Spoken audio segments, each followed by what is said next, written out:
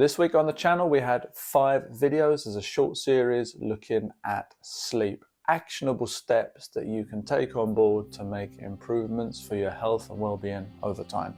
First one was circadian rhythms. Easy way to nail that down.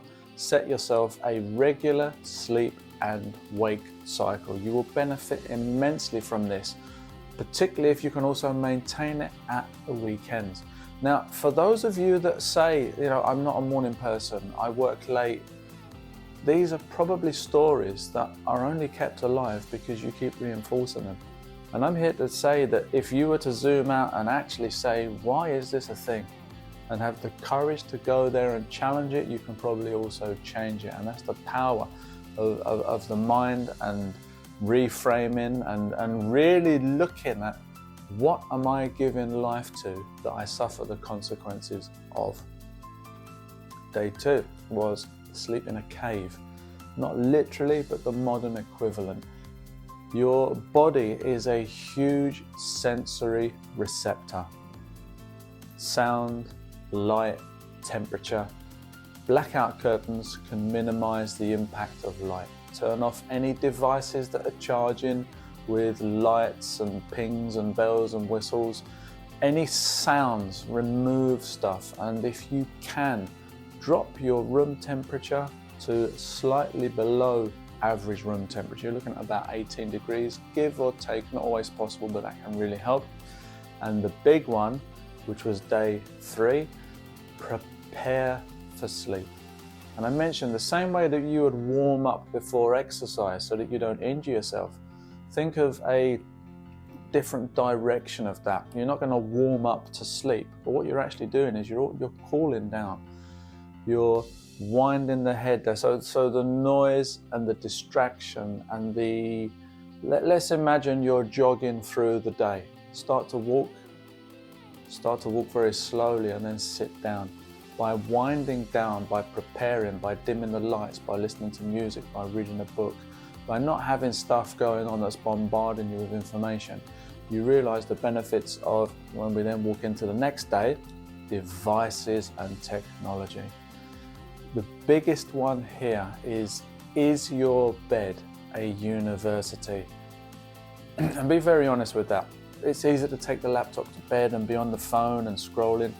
You are anchoring a state of wakefulness, alertness, learning and information processing to the place you want to sleep. It's not going to serve you. Bed's for 2 things. One of them, sleep. That is literally your temple of recovery and relaxation. So use it for what it is and don't make it an office or a university.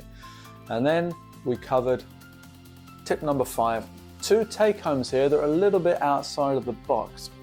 And there's a reason for that. I'm a behavioral explorer and I love to look at what works and consider new ways of doing things.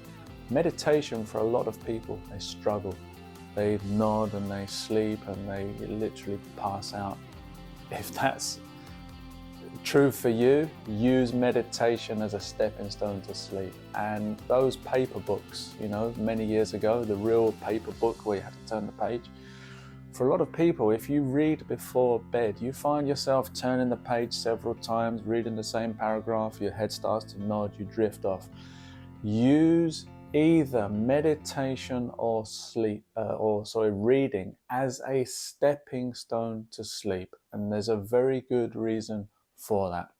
No judgment, but just being honest. If your sleep is a train wreck of 3 to 4 to 5 hours, and I know what that does, there's incredible consequences there. You literally hobble through life on life support. If your sleep is a train wreck, then good sleep is more important than meditation and reading. Use them in a slightly different form as a stepping stone. For example, if you read and you're nodding and you're drowsy, read before bed, because reading is a stepping stone to sleep. And if the same thing happens with meditation, forget enlightenment, forget inner peace, forget your mantras, meditation is used as a stepping stone that makes me nodding and drowsy and to get sleep, because I can't emphasize enough how important sleep is. I would place sleep at the top of the chain, above nutrition, above hydration, above exercise, even above mindfulness. Because if you were to level them all out and place sleep at one, i.e. terrible, it will literally destroy everything else. You'll be struggling through life. Get your sleep in a great place by following these tips, and you'll be able to make huge progress in the other areas of your life.